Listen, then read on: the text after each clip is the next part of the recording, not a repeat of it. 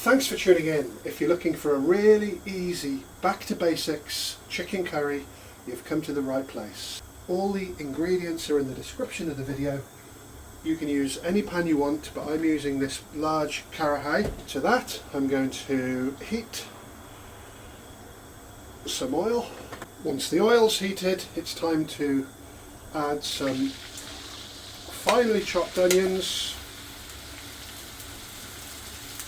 And we're going to saute those onions off. That's been exactly 5 minutes and the onions are nice and soft now. No browning on the onions quite yet.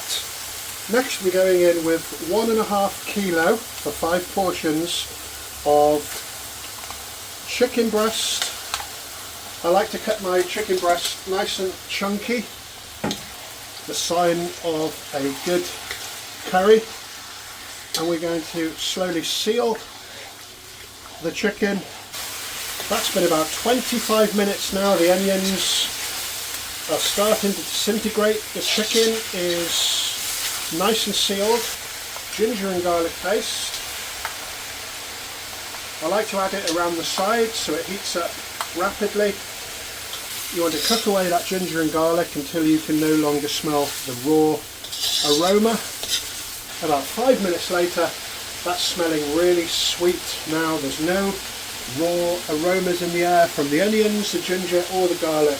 Next, a little hack here. You can buy it in smaller tubs than this. We're going to add some madras paste. About 2 heaped dessert spoons and just a little bit of the oil from the top of the bottle. And then we're going in with the spices, so hot chili powder and your favourite curry powder. I'm using Madras by Taste of India. People ask why I always talk about Taste of India spices on eBay.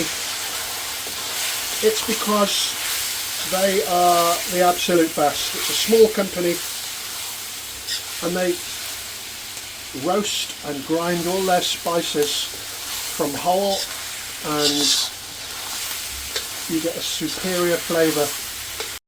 That's all had a really good roast. As you can see, it's bubbling right throughout. We've got a very quite intense flavour here, so we're just going to add the passata or blended tomatoes just around the edges for rapid heat distribution, and we're going to create a beautiful sauce. Don't add too much passata at once.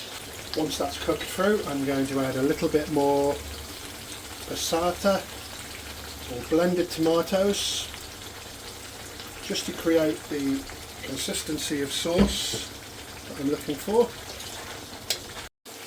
That's had a good blast for 5 minutes now. I'm just going to turn the heat off, let it relax before serving.